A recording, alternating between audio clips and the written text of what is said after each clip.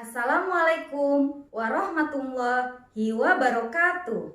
Perkenalkan, nama saya Dian Ratnasari dengan NIM. Hari ini saya akan menjelaskan materi tentang teori dan model kepemimpinan yang diampu oleh dosen Dr. Samsul Hadi, MPD, MED. Saya adalah mahasiswa S2 Universitas Negeri Malang.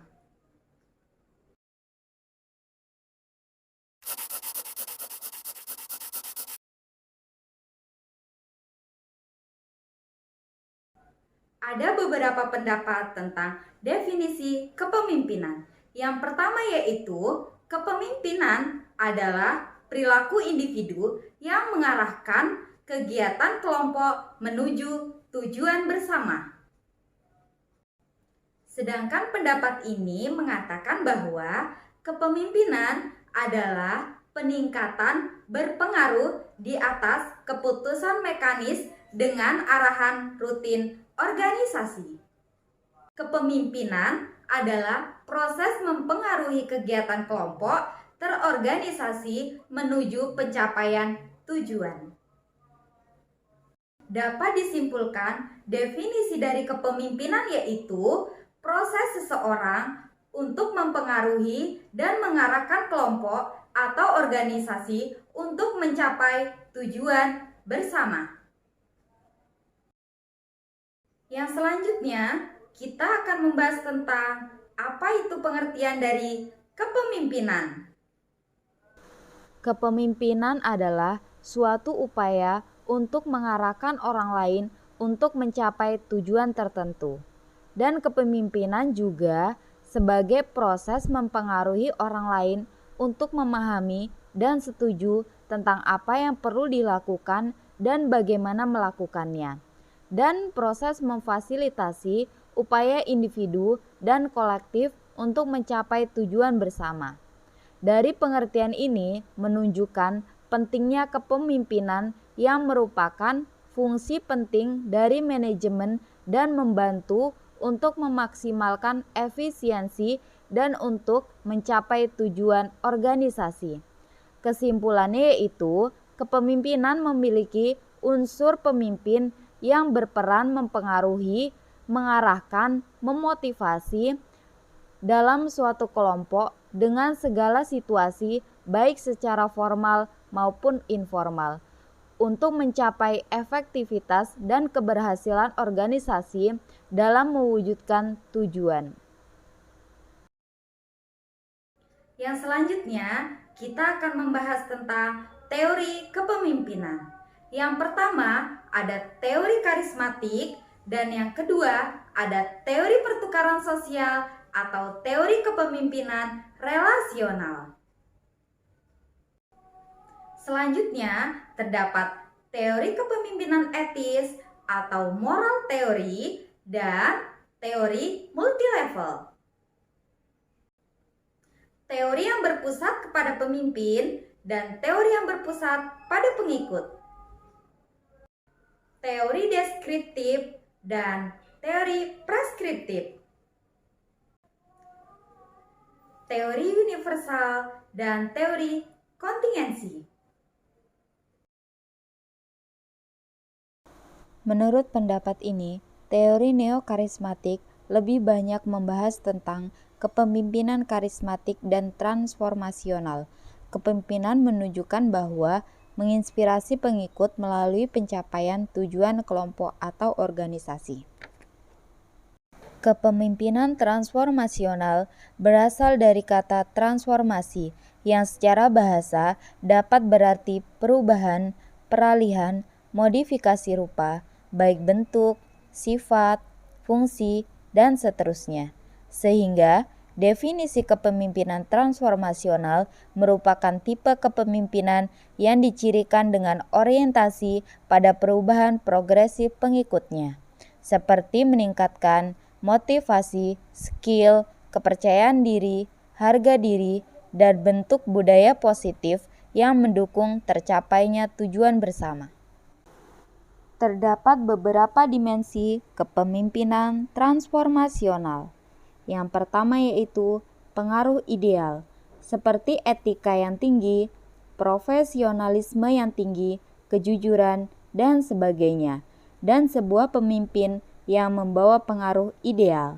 Yang kedua yaitu stimulus intelektual. Kita dapat membayangkan pemimpin transformasional sebagai seorang guru. Guru mengasuh, mengajari agar muridnya menjadi kreatif, belajar mengatasi suatu masalah, memberi perspektif baru dalam mengatasi masalah, dan berpikir secara independen. Yang ketiga yaitu pertimbangan individual. Ingat bahwa tanggung jawab seorang guru bukan hanya tugas-tugas yang berkaitan dengan nilai akademik, tetapi juga melihat apa yang dibutuhkan anak muridnya, yaitu motivasi dan dukungan. Kepemimpinan transformasional meliputi proses identifikasi personal, di mana pemimpin melakukan hal yang sesuai dengan cita-cita yang dikehendaki pengikutnya.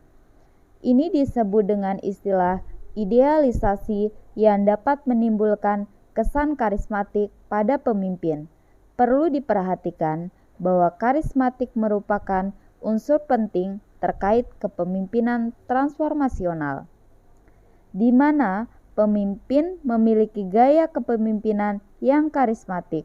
Karena memiliki gaya tarik tersendiri, pemimpin karismatik adalah mereka yang dapat menginspirasi para pengikutnya dan memiliki dampak besar bagi sebuah organisasi melalui visi dan kemampuannya sendiri. Selain itu, pemimpin memberikan motivasi-motivasi kepada anggotanya sehingga mencapai kinerja yang maksimal.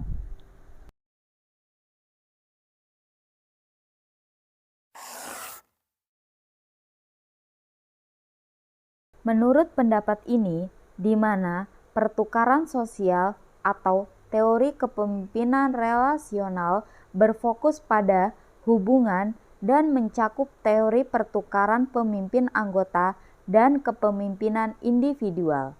Dan menurut pendapat yang lain, teori kepemimpinan yang efektif terjadi ketika pemimpin dan pengikutnya membangun pertukaran sosial dalam bentuk hubungan kepemimpinan yang matang dan memperoleh manfaat dari hubungan tersebut. Jadi, pada intinya, teori pertukaran sosial menjelaskan bahwa setiap manusia berinteraksi atau menjalin hubungan dengan manusia lainnya. Manusia tersebut akan menghitung untung dan ruginya. Secara mudahnya, jika kamu berinteraksi dengan seseorang dan kamu mendapatkan banyak keuntungan, maka kamu pasti akan melanjutkan hubungan tersebut. Dan jika kamu mendapatkan banyak kerugian, maka kamu tidak akan melanjutkan interaksi tersebut. Kepemimpinan etis atau moral berfokus pada perilaku altruistik dan mencakup teori kepemimpinan otentik, pelayanan, dan spiritual. Kepemimpinan otentik. Kepemimpinan otentik dicirikan sebagai memiliki kesadaran diri, menunjukkan keterbukaan dan kejelasan dalam hubungan dengan orang lain, mempertahankan, mengambil keputusan yang objektif, dan secara konsisten menunjukkan dan bertindak menggunakan perspektif moral mereka sendiri. Kepemimpinan spiritual. Kepemimpinan spiritual dibangun di atas model motivasi intrinsik yang menggabungkan visi, harapan, atau iman, cinta altruistik, spiritualitas tempat kerja, dan kelangsungan hidup spiritual. Dan teori ini bertujuan untuk menciptakan keselarasan visi dan nilai di seluruh tingkatan tim dan individu yang akan mengarah pada kinerja yang lebih tinggi.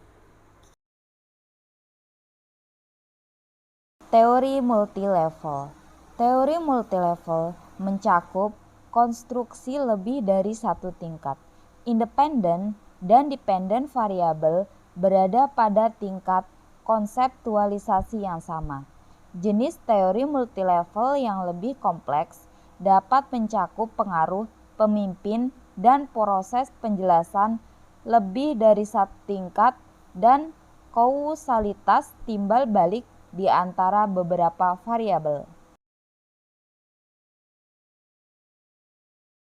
Teori yang berpusat pada pemimpin atau berpusat pada pengikut.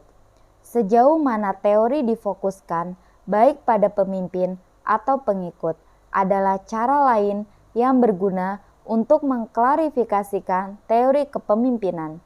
Kebanyakan teori kepemimpinan menekankan karakteristik dan tindakan pemimpin tanpa banyak memperhatikan karakteristik pengikut.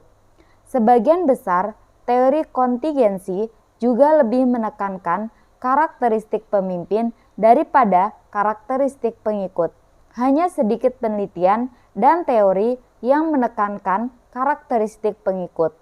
Teori pemberdayaan menjelaskan bagaimana pengikut memandang kemampuan mereka untuk mempengaruhi hal-hal penting. Teori artibusi menjelaskan bagaimana pengikut memandang pengaruh seorang pemimpin tentang peristiwa dan hasil, dan teori lain menjelaskan bagaimana pengikut dapat secara aktif mempengaruhi peran kerja dan hubungan mereka dengan pemimpin, daripada menjadi penerima pasif dari pengaruh pemimpin.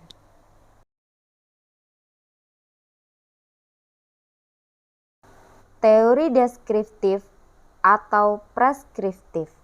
Teori deskriptif menjelaskan proses kepemimpinan, menggambarkan tipikal aktivitas pemimpin, dan menjelaskan mengapa perilaku tertentu terjadi dalam situasi tertentu.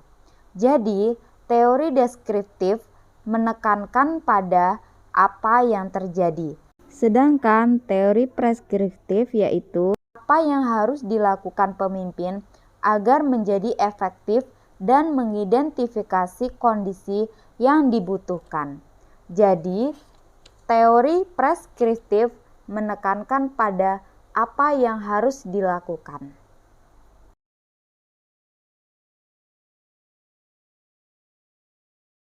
Teori universal atau kontingensi. Teori universal menjelaskan beberapa aspek kepemimpinan yang diterapkan pada seluruh jenis situasi dan bisa saja deskriptif atau preskriptif. Teori universal yang deskriptif membahas sebagian fungsi yang dilakukan oleh seluruh jenis pemimpin hingga batas tertentu. Teori universal yang preskriptif membahas seluruh fungsi yang harus dilakukan pemimpin agar menjadi efektif. Teori kontingensi membahas berbagai aspek kepemimpinan yang diterapkan pada situasi tertentu saja dan tidak untuk situasi yang lain. Teori kontingensi yang deskriptif membahas mengapa pemimpin berperilaku berbeda antara situasi dan situasi lain. Teori kontingensi perspektif membahas perilaku yang paling efektif untuk setiap jenis situasi.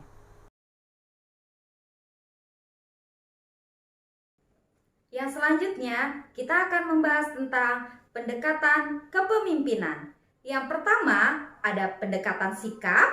Yang kedua, pendekatan perilaku. Yang ketiga, pendekatan pengaruh kekuasaan. Yang keempat, pendekatan situasional, dan yang kelima, pendekatan berbasis nilai.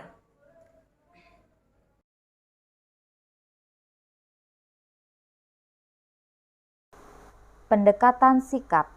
Salah satu pendekatan paling awal untuk mempelajari kepemimpinan adalah pendekatan sifat. Pendekatan ini menekankan atribut pemimpin seperti kepribadian, motif, nilai, dan keterampilan. Pendekatan ini berasumsi bahwa beberapa orang adalah pemimpin alami, diberkahi dengan sifat-sifat tertentu yang tidak dimiliki oleh orang lain. Tetapi ciri kepemimpinan tidaklah sepenuhnya bawaan, melainkan dapat diperoleh melalui pembelajaran dan pengalaman.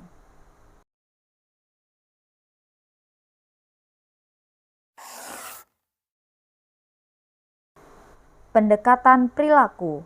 Pendekatan perilaku ini tidak mengamati sikap pemimpin yang alamiah, seperti pada pendekatan sifat, melainkan pada apa yang dilakukan pemimpin secara aktual.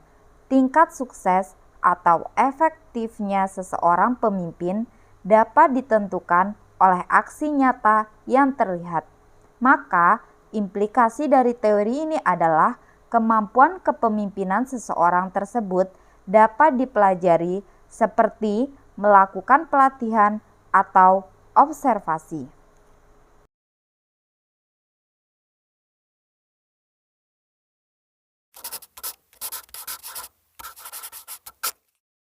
Pendekatan pengaruh kekuasaan.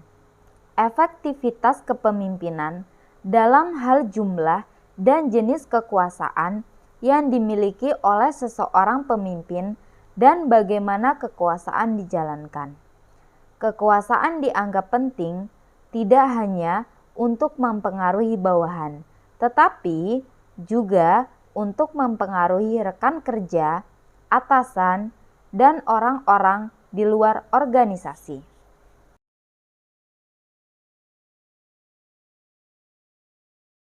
Pendekatan situasional. Pendekatan situasional menekankan pentingnya faktor kontekstual yang mempengaruhi perilaku pemimpin dan bagaimana hal itu mempengaruhi hasil seperti kepuasan dan kinerja bawahan. Variabel situasi utama meliputi karakteristik pengikut, sifat pekerjaan yang dilakukan oleh unit pemimpin, jenis organisasi, dan sifat lingkungan eksternal, di mana upaya untuk menemukan sejauh mana aspek situasi kepemimpinan mempengaruhi perilaku pemimpin.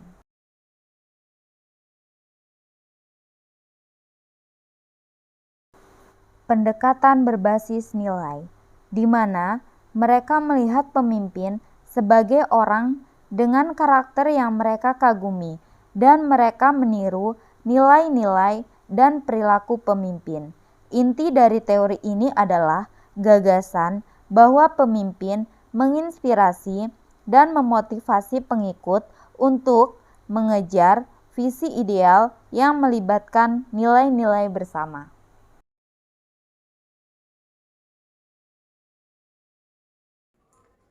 Selanjutnya, kita akan membahas tentang model-model kepemimpinan. Terdapat beberapa model kepemimpinan. Yang pertama yaitu model kepemimpinan kontinum. Yang kedua, model kepemimpinan Ohio. Dan yang ketiga yaitu model kepemimpinan Likert. Dan yang keempat yaitu model kepemimpinan kontingensi. Dan yang terakhir yaitu model kepemimpinan 3 dimensi.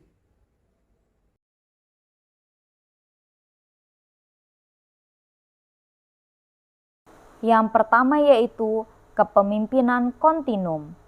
Menurut pendapat ini, kepemimpinan kontinum adalah pemimpin mempengaruhi pengikutnya melalui beberapa cara, yaitu dari cara yang menonjolkan sisi ekstrim yang disebut dengan perilaku otokratis sampai dengan cara yang menonjolkan sisi ekstrim lainnya yang disebut dengan perilaku demokratis. Otokratis yaitu di mana sumber kekuasaan berada di tangan pemimpin, karena pemusatan kekuasaan dan pengambilan keputusan ada pada dirinya, serta memegang tanggung jawab penuh. Manfaat dari gaya kepemimpinan ini yaitu pengambilan keputusan cepat, dapat memberikan kepuasan pada pemimpin serta memberikan rasa aman dan keteraturan bagi bawahan. Perilaku demokratis yaitu jika bawahan dimotivasi dengan tepat dan pemimpin dalam melaksanakan kepemimpinannya berusaha mengutamakan kerjasama untuk mencapai tujuan.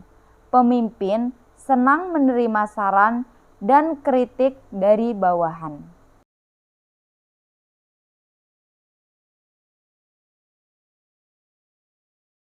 Yang kedua yaitu model kepemimpinan Ohio. Universitas Ohio melahirkan teori dua faktor tentang gaya kepemimpinan, yaitu struktur inisiasi dan konsiderasi.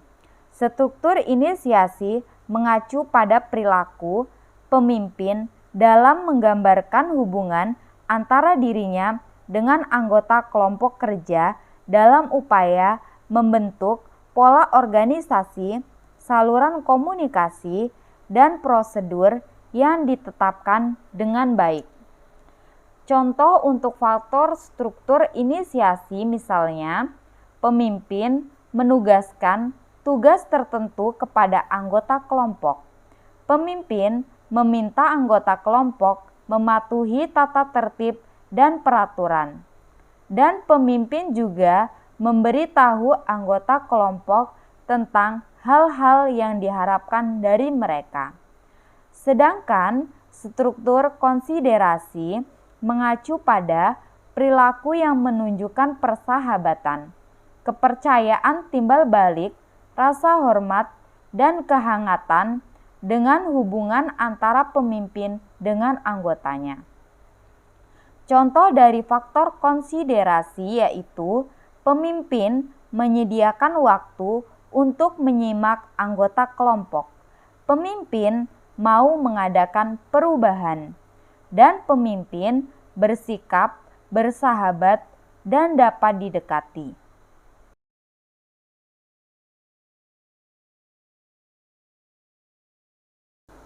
Yang ketiga yaitu model kepemimpinan Likert. Likert menyatakan bahwa di dalam model kepemimpinan dikelompokkan dalam 4 sistem. Yang pertama yaitu sistem otoriter. Dalam sistem ini, pemimpin menentukan semua keputusan yang berkaitan dengan pekerjaan dan memerintahkan bawahan untuk menjalankannya. Untuk itu, pemimpin juga menentukan standar pekerjaan yang harus dijalankan oleh bawahan. Pemimpin juga cenderung menerapkan ancaman dan hukuman. Oleh karena itu, hubungan antara pemimpin dan bawahan saling curiga satu sama lain.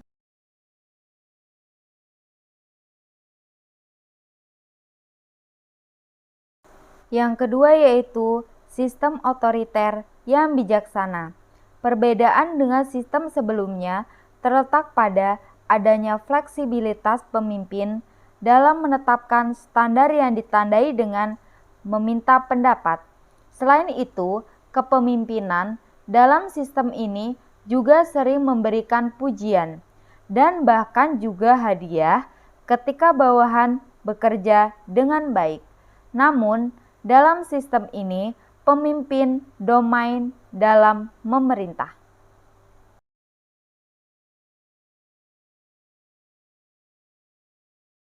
Yang ketiga yaitu sistem konsultif.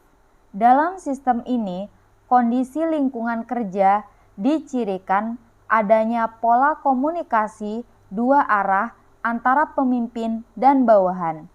Pemimpin dalam menerapkan kepemimpinannya cenderung lebih bersifat mendukung dan juga tergambar pada pola penetapan target yang cenderung bersifat konsultatif dan memungkinkan diberikan wewenang pada bawahan pada tingkat tertentu.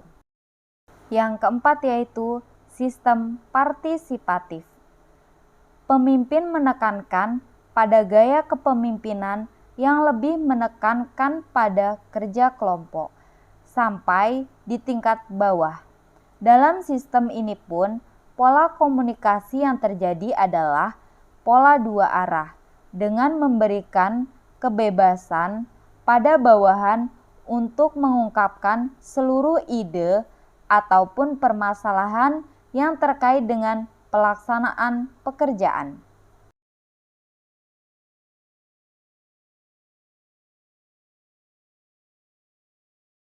Yang selanjutnya yaitu model kepemimpinan kontingensi. Menurut pendapat ini, bahwa gaya kepemimpinan yang paling sesuai bagi sebuah organisasi bergantung pada situasi di mana pemimpin bekerja.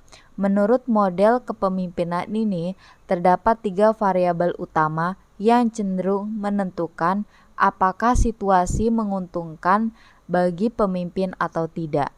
Ketiga variabel utama tersebut adalah hubungan pribadi pemimpin dengan para anggota kelompok, yaitu hubungan pemimpin dan anggota. Struktur tugas yang ditugaskan kepada kelompok untuk dilaksanakan, yaitu struktur tugas, dan kekuasaan, wewenang, posisi yang dimiliki, yaitu kekuasaan posisi. Berdasarkan 3 variabel utama tersebut, Felder menyimpulkan bahwa para pemimpin yang berorientasi pada tugas cenderung berprestasi terbaik dalam situasi kelompok yang sangat menentukan maupun tidak menguntungkan sekalipun.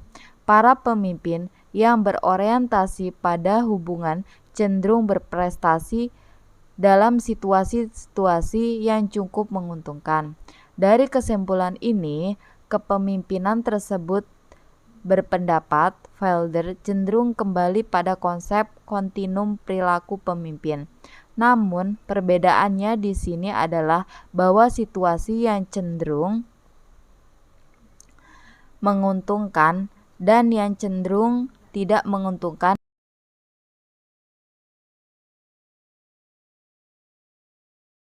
Yang terakhir yaitu model kepemimpinan 3 dimensi, yaitu dimensi efektivitas, sedangkan 2 dimensi lainnya yaitu dimensi perilaku hubungan dan dimensi perilaku tugas. Dari model ini terletak pada pemikiran bahwa kepemimpinan dengan kombinasi perilaku hubungan dan perilaku tugas dapat saja sama. Namun, hal tersebut tidak menjamin memiliki efektivitas yang sama pula. Hal ini terjadi karena perbedaan kondisi lingkungan. Secara umum, dimensi efektivitas lingkungan terdiri dari 2 bagian, yaitu dimensi lingkungan yang efektif dan tidak efektif. Dimensi lingkungan tidak efektif skalanya bertanda negatif, dan untuk lingkungan yang efektif skalanya bertanda positif.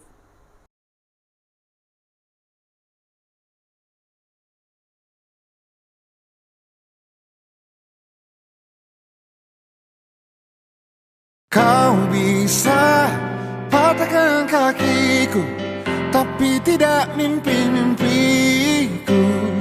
Kau bisa lumpuhkan tanganku, tapi tidak mimpi-mimpiku.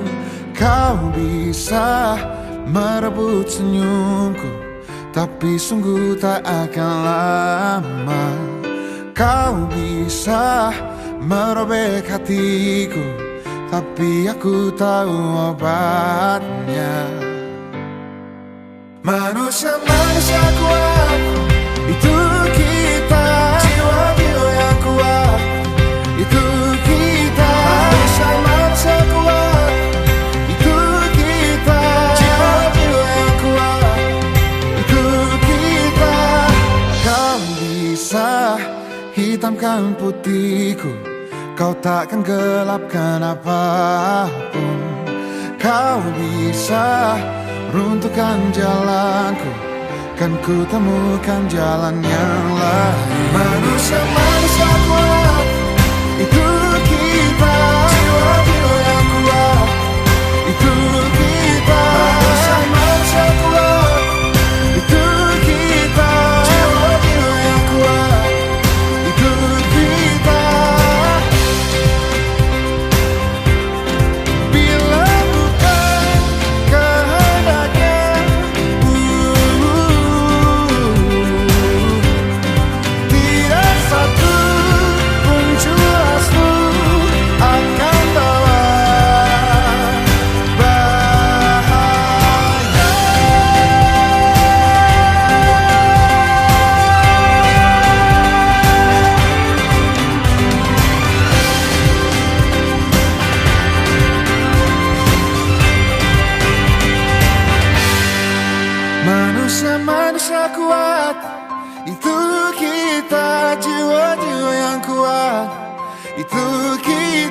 Manusia-manusia kuat, itu kita. Jiwa-jiwa yang kuat, itu kita. Manusia-manusia kuat, itu kita. Jiwa-jiwa yang kuat, itu kita. Manusia-manusia kuat, itu kita. Jiwa-jiwa yang kuat, itu kita. Kau bisa patahkan kakiku, patah tanganku, rebut senyumku, hitamkan putihnya hatiku, tapi tidak mimpi-mimpiku.